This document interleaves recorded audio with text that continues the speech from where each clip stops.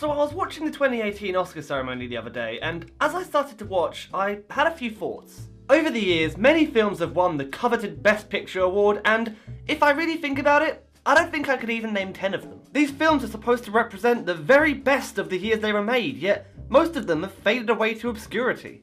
I wanted to find out why that is. Over the next God knows how long, I'll be looking into the winners of the Best Picture Oscar one at a time to discuss how they innovated, how they aged, and how they are perceived today, while also sprinkling in my own opinion. My end goal is to figure out which of these movies are worthy of being placed in this theoretical cinematic wall of fame, and which films are best left forgotten. Welcome to another instalment of the Oscar Retrospective.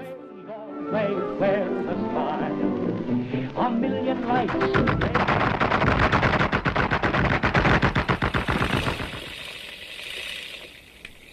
The Broadway Melody was released in June of 1929, and oh boy, does it show. Whereas Wings was a movie that has aged well relative to when it was released, I feel that this movie is the complete and utter opposite. But before we go into that, I should probably set the scene with some context, so let's delve in.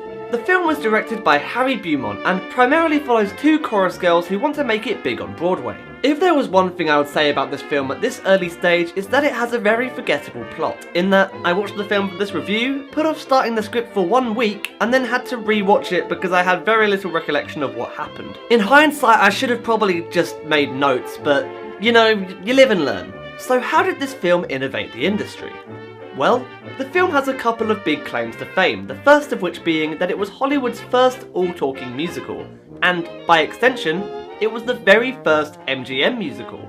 And as you may well know, back in the day, MGM was a pretty big fan of their musicals, releasing almost 90 of them through the following 20 years.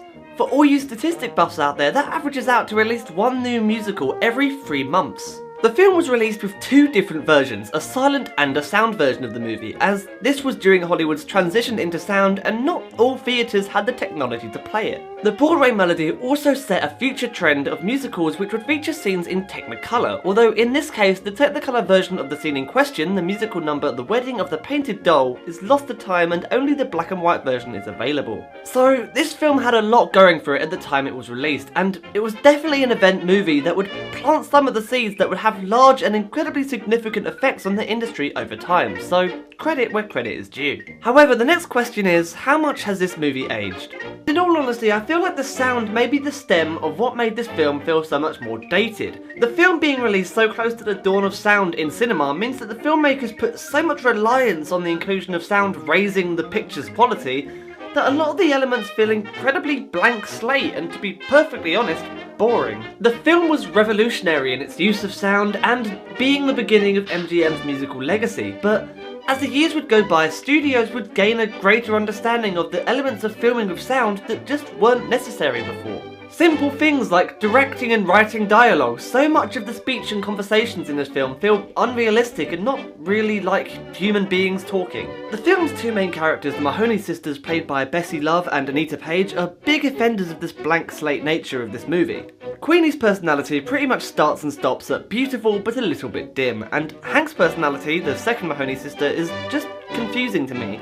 She comes across as mean-spirited and jealous pretty much through the entire movie. Charles King as Eddie is miles away from a kind-hearted character as well. He starts off loving Hank before meeting her sister for the first time in years and realising she is beautiful and begins pursuing her to the point of near harassment. As far as aging goes, those aren't exactly modern characters. Seeing as the film is a musical, it feels worth discussing its songs, although there's not much to discuss. The film's main titular song is catchy enough, although it's played enough times in the movie that it will get stuck in your head regardless of whether or not you enjoy it.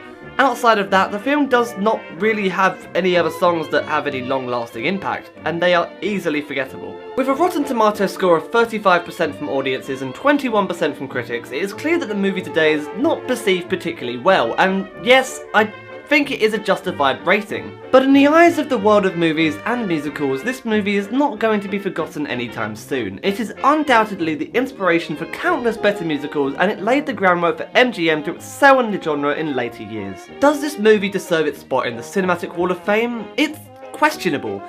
Personally, I believe the film is really not great by any strength of the imagination, and I struggled to find enjoyment from it, but the mark it left on the industry is undeniable. So sure, At the time it was made, it was a big step for movies, and an argument can be made for its Best Picture inclusion. But if you choose to skip it, forget it, or just ignore it entirely, I wouldn't blame you in the slightest. If you enjoyed this format of video, or if you think there's something I could do to improve it, or if you think I should just not do them ever again, I'd like you to post a comment down below just saying your opinions. And this is when I do that annoying YouTuber thing where I ask you to like, comment or subscribe if you enjoyed the video, but I guess pointing out that it is annoying doesn't make it any less annoying, but what the hell.